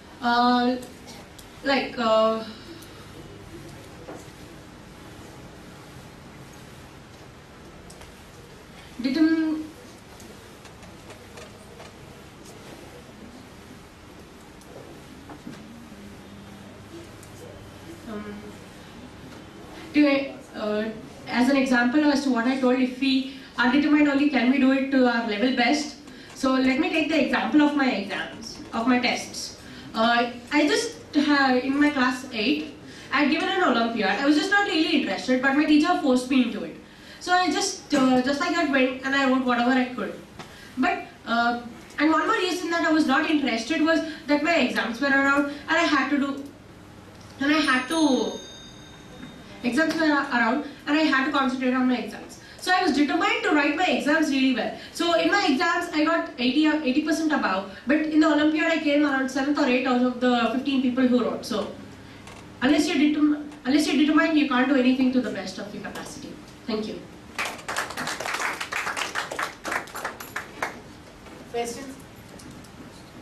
Are teachers leaders, leaders teachers? Are teachers leaders or are leaders teachers? I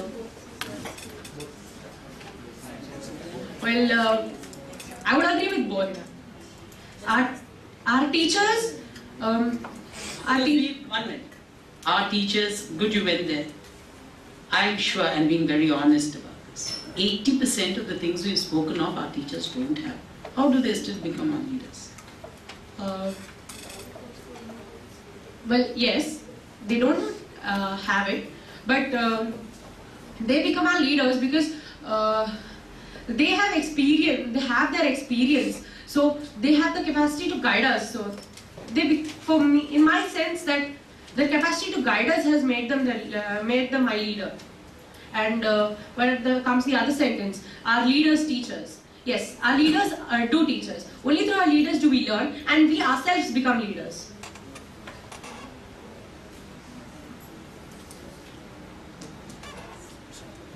Please ask. Otherwise, we'll have to struggle. Okay, I'll ask you. Yeah.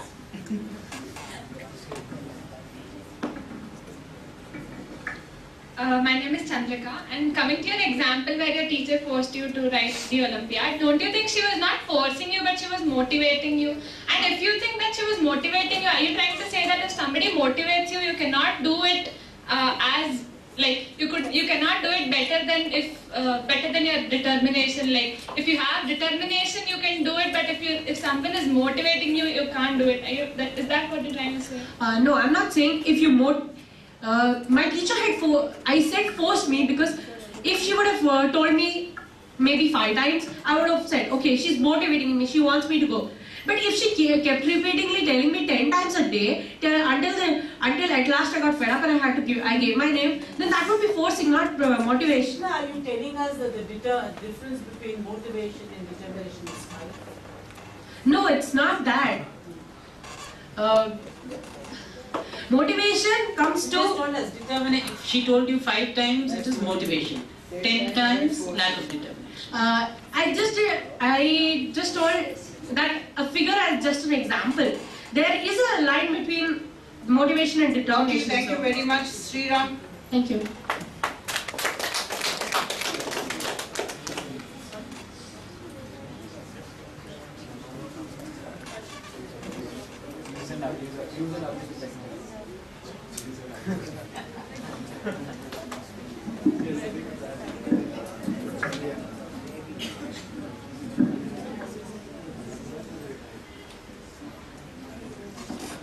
A very good morning to one and all. I'm Sriram Balasubramaniam from TAV Safalgoda. My topic given is use and abuse of technology. Now, since we are living in a techno-savvy world, everyone is really, everyone has affinity towards the latest gizmos coming in the market. So we really don't feel like coming out of the technological world. We are every time into it. Now let me highlight the uses, what we mentioned. We use technology, we can use it both in a positive and a negative manner. The technology used, actually the revolution in the technology came in the late 80s, where there was a clear distinction between the technology of the old era and the modern era I say in the technological world, where a lot of reforms were brought, in terms of weapons, in terms of gadgets, in terms of entertainment, etc. As usual, I can, if given a gun to me, I would have been like, I wouldn't have made the best use of a gun to shoot my foe, whereas if I would have given the same gun to a terrorist, he would have known, before his enemy even looks at him, he's shot dead. So that's what the technology means, according to me. Then if I would have given this, if given a chance, if I would have given anything related to entertainment, I would have made better use than what the terrorists would have been making use of. Because people involved in all this terrorism and all this, they have hard feelings. They don't, heart of stone, you say, because you cannot expect them to have something called entertainment, because they find entertainment in killing people rather than serving the humanity. So technology can be used even for serving the humanity or even to erase the humanity. So it depends upon us how we make best use of the technology. Thank you.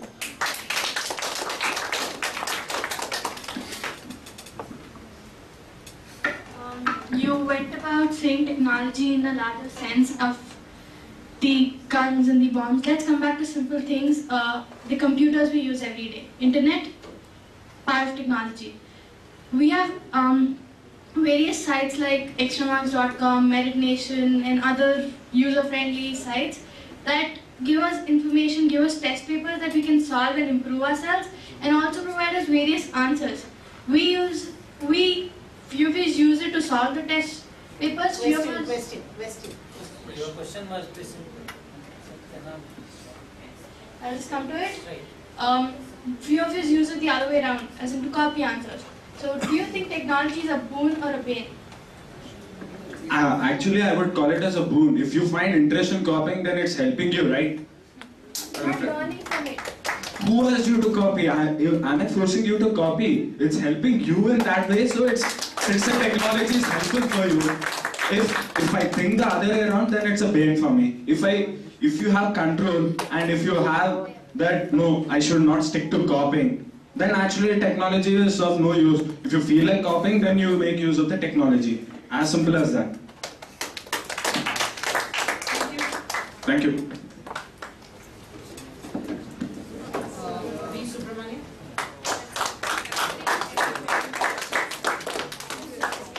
EQ, IQ, balance.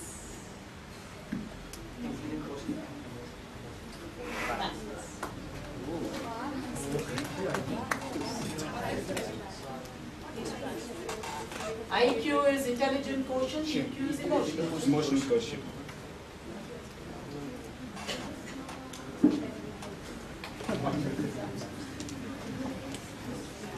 A very good morning. Good afternoon. I'm Subramaniam, a fellow disciple here. The topic given to me is EQ, the balance between EQ and IQ. First of all, EQ, emotional quotient, and IQ. I rightly hit upon the balance because I just have 3 minutes and I'm determined to finish it by 2 minutes so that I can save a minute for your lunch. EQ, intelligent quotient. There are many great people whose IQ is very high, with a very high IQ of 120, 140, and at the same time, the same thing. It's same, the use and abuse of technology. I will relate the same thing here. However intelligent you are, how much ever IQ you have, you should know the right way to use that intelligence. That is also a part of intelligence. But unfortunately, many of us lack. Many of us, most of us. Okay. So, and at the same time, emotional quotient. We, being India, I admit, I'm a very emotional person. I admit. And in one of the rounds, someone asked me, "How can you?" They posted the same question. You're a leader. What is the point? I think you only pointed out. What's the point in crying? Exactly.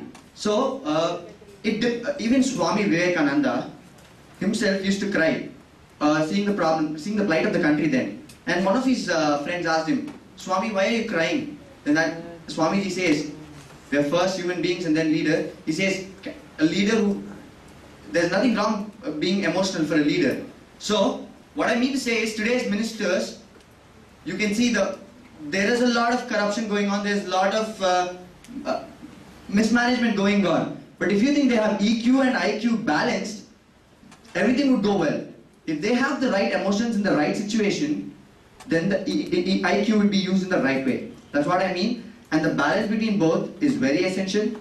And without, they both are like the coin, two sides of the coin. Without one, the other will be incomplete. So I would conclude here saying that a right balance between EQ and IQ works wonders. The question is, how do you balance? How do you balance EQ and IQ? How do I balance EQ and IQ? One balance. One balance. Righteousness. That's the only answer I can give.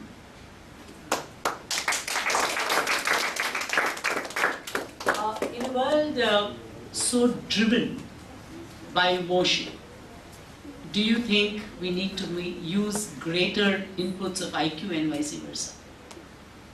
You said we are Indian and we are so emotional. You brought in geography to emotion, I didn't. So in a world where people are very emotional, there needs to be a higher IQ input and vice versa? Definitely, that's the whole speech what I was talking about. There should be a balance. So if there's more IQ, there's less EQ. The EQ should be increased, and there's more EQ and less IQ. The IQ should be increased. And I think my emotional quotient is quite enough. And personally, I think I have to develop on my IQ so that I'll be in the best position to serve the society. Okay, one more question. Most of us know how to improve on our IQ. What does one do to improve on his EQ? EQ, it should be coming from either it is inherited. It is inherited most of the time. No. And also sometimes experience teaches us. And with age and with experience, we tend to learn more of EQ, and that's how experience is the best teacher in our life. So even EQ will be taught best by the experience. Sir, did I answer your question? Yeah, sure. Thank you. I have a question. Yeah, sure.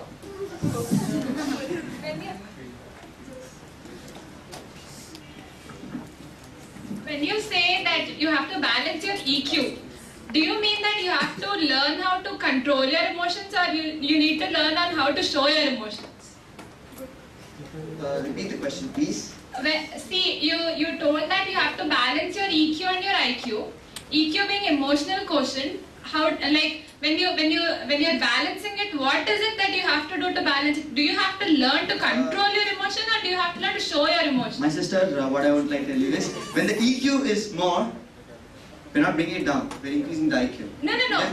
My question is, when you want to improve your EQ, do you learn to control your emotions or to show your emotions? It's part of IQ too. When controlling emotions is a part of IQ. See, your IQ is this much. Subraman. EQ, forget IQ. Okay. How do you control emotional quotient? By showing it or by concealing? By showing it or concealing it?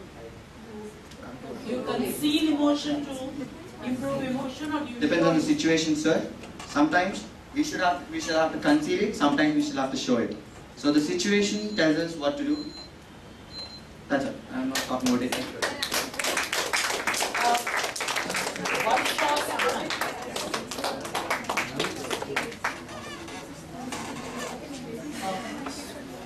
Chasing dreams.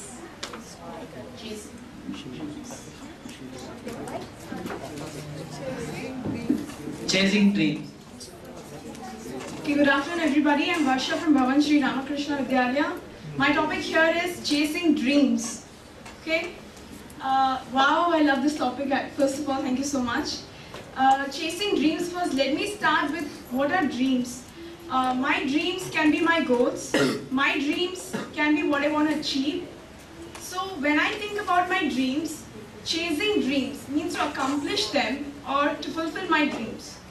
Let me take an example here. Now I dream to become an IAS officer. So how am I going to accomplish that? So when I say chasing dreams, I also insist that the means of achieving those dreams, a means by which you chase those dreams are also important. Now just for the sake that I want to achieve my goal, I want to make my goal success, you may follow a different path. Like just for the sake of achieving success, we might follow different methods, different strategies, false methods, false methods. So that is not important while you chase your dream. The means is more important, and the means should be positive and they should be correct. So when I chase my dream, I would think that I would do it in a positive way rather than following a false method. So that becomes more productive, that adds more meaning to your life than when you do it in a false way. Maybe for you and in front of others, we may be a very good person, very great person who has achieved that goal. But within your own consciousness, we feel that we've achieved through a false manner, through a very wrong manner.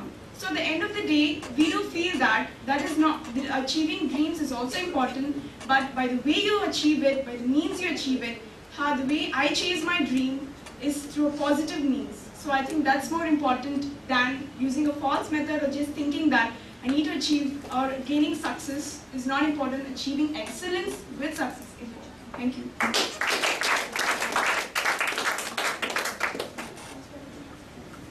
Are dreams important or chasing important?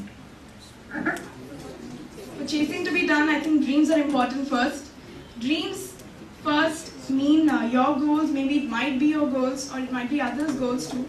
But chasing, first plan, make a dream, then you chase it. So first for chasing, you need a dream to be made. Varsha, what is the difference between dream and a goal? So dream, first when I say a dream, I think a wish. Dream is something, a wish. A dream can also be tomorrow I dream to be a good person. That's it. That can be a dream. But when I say a goal, it is a long-term achievement. It's a very long-term goal, and goals can also be called as dreams because when you want to achieve something on a long-term basis, then you can call it as a goal. I'll make it simpler. So when I say dream, chasing goal. For me, my dream is a goal. That depends upon the person who takes it. That person may take it as a very light thing, so that it doesn't hold much importance. So when I take it in a very good manner, in which I can achieve it more, when I have more concentration towards it, more interest in achieving it, so it becomes a goal. So dream is a goal. Dream and goal are the same. Yes. What is goal setting? So goal setting is... You do goal setting to achieve a dream. Yes. That is the difference between dream and goal. You have to set goals to achieve a dream. Yes, sir, but... Dream and goal are not That the all same. depends whether you're a poet or a prose. Fair enough. Thank you. Next will be, what's her name? Kaustuba. Will the judges please write down her name? Kaustuba. Kaustuba.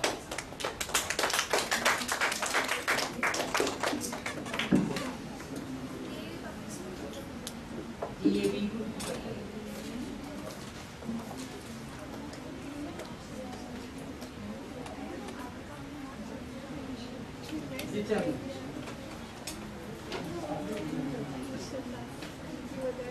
Well, a very good afternoon to everyone present over here.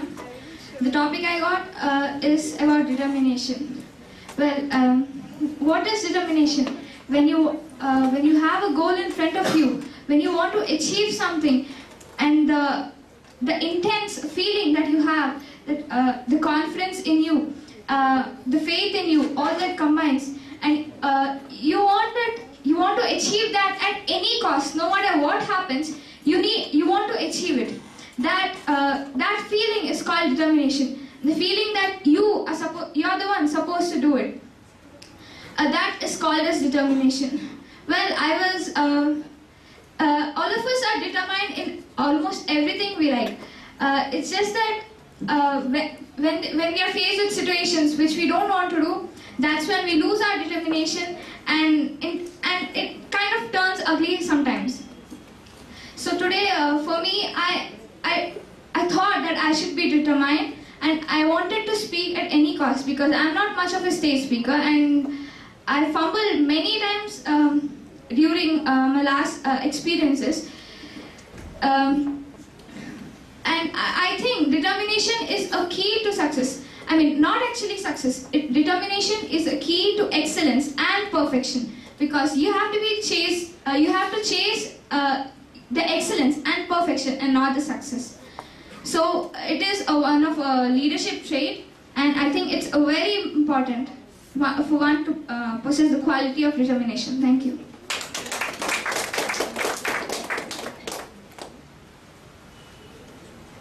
Questions?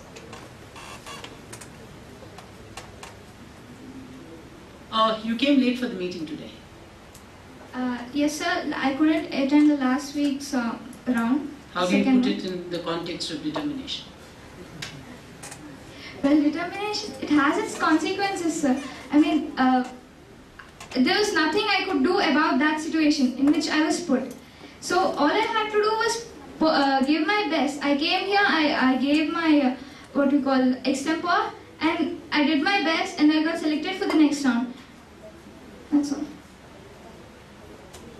Okay, one more question. Is determination a renewal of termination? That is why determination. Can you repeat that? Is it a re-energizing of a scenario? Because the word is determination. After a termination, you renew, and therefore it is determination. So is it a renewal? It's a re-beginning? Do you see that? Well, it can be in both ways, because it doesn't mean that you have to fall once to get determined and get back. You can always be determined to stay on the top.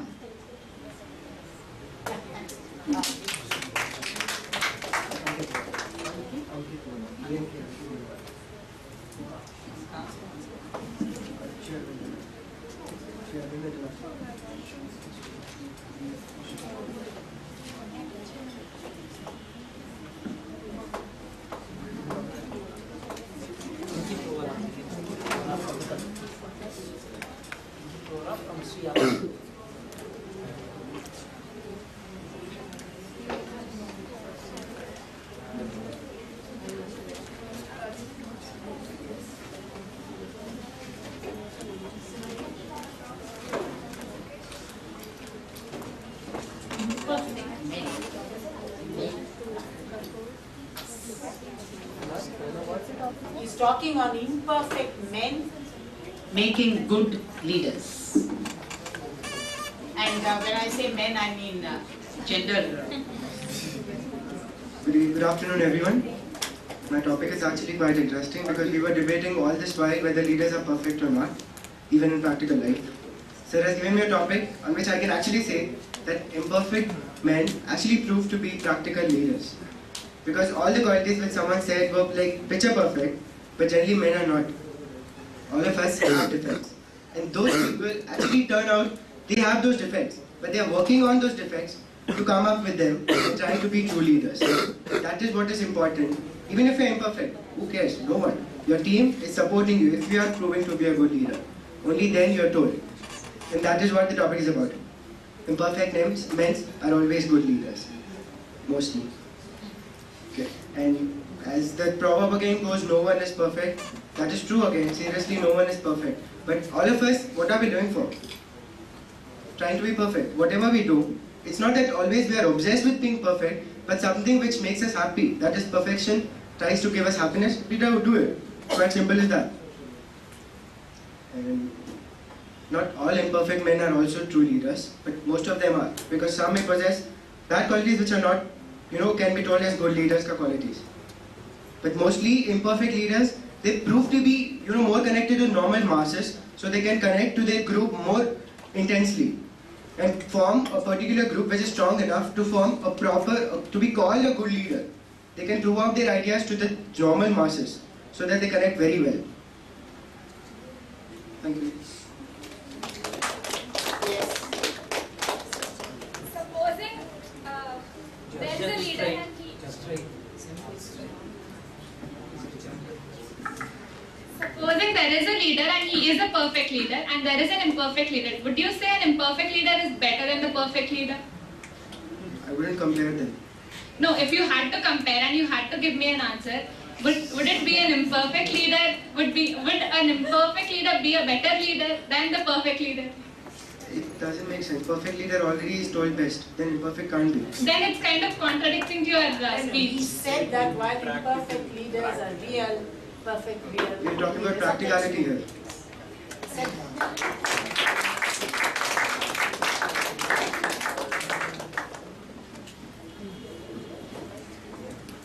Imperfect person becomes a leader. He gets an opportunity to correct himself. But is it possible for him at that point of time to correct himself? If it is not too late, yes, but generally they say it's never too late to correct yourself. Yeah, I think we've come up. Thank you very much, all of you.